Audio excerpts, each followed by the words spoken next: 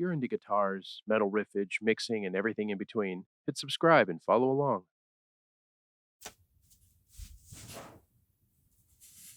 Hi guys, how's it going? Welcome back to the channel. So I've been working on a track. As a matter of fact, I'm about to release another single, and I happen to write a solo for it, something that's pretty rare for me because I'm not very confident in my soloing skills. Nonetheless, I came up with a pretty good soloing tone, so we are going to talk about this soloing tone today. It's pretty simple. It's based on one of my metal tones, and it sounds a little bit like this.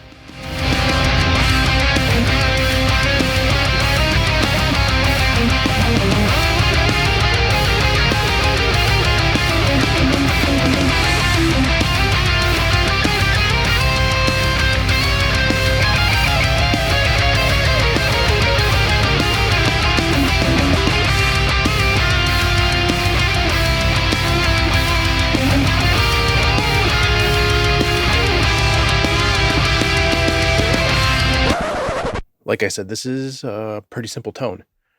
So let's just get into it. First off, I have the input gate on. I have the decay. Usually when I have like a rhythm tone, I have the decay all the way down to 10 milliseconds. On this, I have 200 milliseconds because, I didn't want it to choke off any of the notes. Then the first block is distortion block, the Scream 808.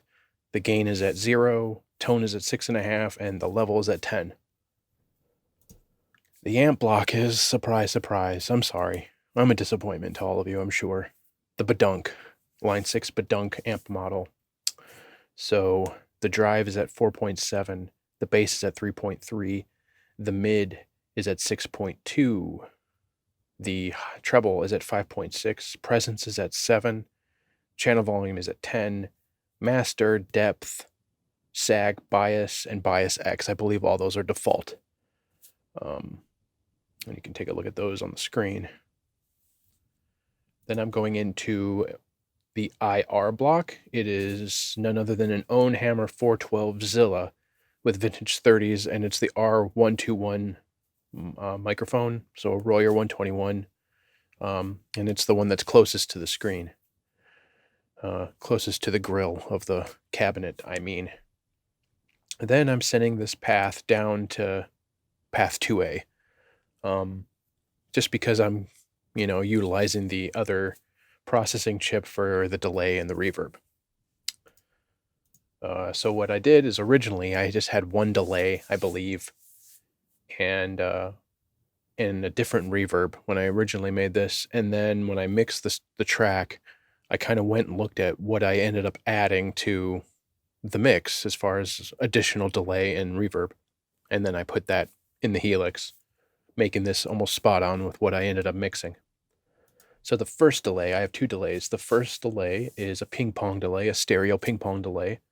And I did track this on a stereo track. So you have that width. The time is 600 milliseconds. Feedback is at 25%. The scale is at 50%. I'm not sure what that means in this regard. So I'll have to do a little more experimenting. The spread is at 10. The mix is at 25%. The level is at 0 dB. Low cut is all the way up to 280 hertz. And the high cut is down to 6.9K. So it's a pretty dull sounding delay. I like the delays and the reverbs to kind of sound different than the actual guitar tone. So it's cutting off a lot of highs and it's cutting off a lot of low end. And that's it for that one. Then we go right into an additional delay, another ping pong delay. This one, the timing is at 307 milliseconds. I probably initially wanted it to just be 300 milliseconds, but it's 307, so make sure you have it exactly at 307, or this isn't going to sound right at all. I'm kidding. 307 milliseconds. The feedback is up to 50%. Scale is 50%. I believe that's default. Pretty sure. Yeah, I didn't touch the scale because, like I said, I didn't know what it did. I haven't experimented with it. Spread is at 10. The mix is at 19%. Levels at 0 dB. Again, the low cut's all the way up to 170 hertz. And the high cut is down to 4K. So all the way down to 4K, cutting off everything above 4K. So it's very dull. I mean, dull's not a good word, but you don't want to emphasize your delays. You want it to kind of just bring some ambiance to it.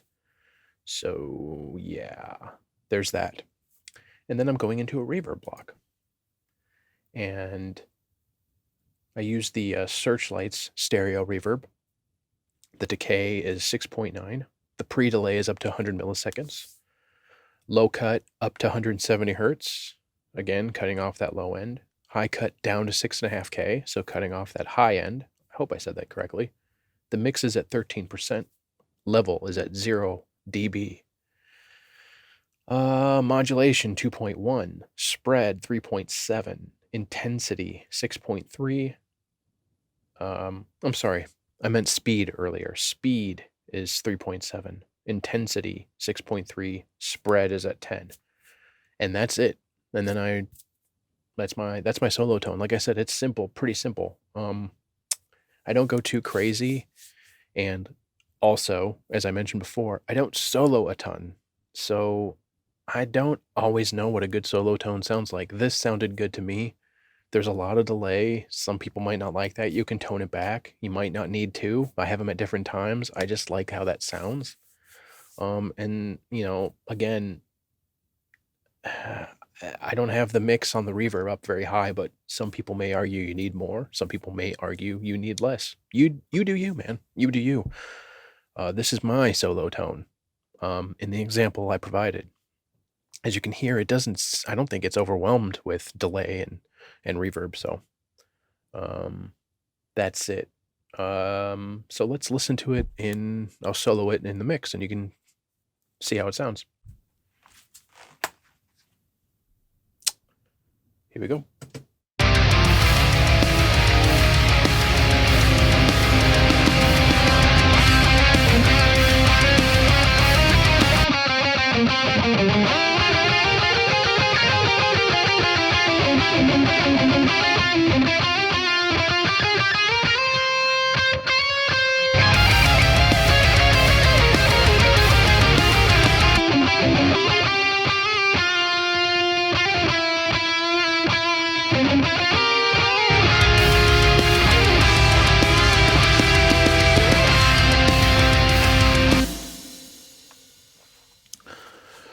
So, you can hear in the context of the mix, you don't hear all that delay, but you can definitely tell when you don't have it. So that's it, guys. That's my lead tone, if that's what you want to call that. It's not too flashy or anything, but so this brings me to the patch, the actual Helix tone patch. I've been kicking around the idea of starting a Patreon to kind of help fund the channel a little bit and make it so that I can kind of get my hands on some more gear and do more videos for you guys, showing you how different pedals and different gear works with the Helix, and getting my hands on different gear and plugins to kind of show you guys some more mixing things. So I've been kicking around the idea of a Patreon. I've kind of held off to this point. But one of the perks I'm looking to kind of put in place are my Helix tones. The only hurdle I'm running into, or obstacle, is I can't give away my Helix tones with Owhammer impulses. You just can't do it. So I'm working on either recreating my patches with the onboard Helix cabs, and I haven't really been digging that, or coming up with my own IR, which is something I've been experimenting with and I'm kind of leaning towards. So as soon as I can get an IR, an impulse I'm happy with, that I can then use with my tones, I might put it into place where that becomes a monthly perk on my Patreon is different Helix tones. I know that can be a bit of a controversial topic. Some people think like, it's bullshit you sell your tones, or you want to sell your tones, and then people just generally want stuff for free. Granted, I make these tones, I put my time, my effort into them for my own personal music, but that doesn't negate the amount of time I spend on it. And I do think it's a little ridiculous for people just to assume, or seems a little narcissistic for people just to assume they have a right to anything and everything you create for free. But that's a whole nother can of worms we don't need to open up. So that's why I don't outright post the patches, because I don't want, I love the guys at Owhammer. I don't want to get in trouble with them. I'm not going to give out something that I purchased. I don't really want to give away a patch without an IR. It's incomplete. I guess I could do that, but then people will complain about that, you know?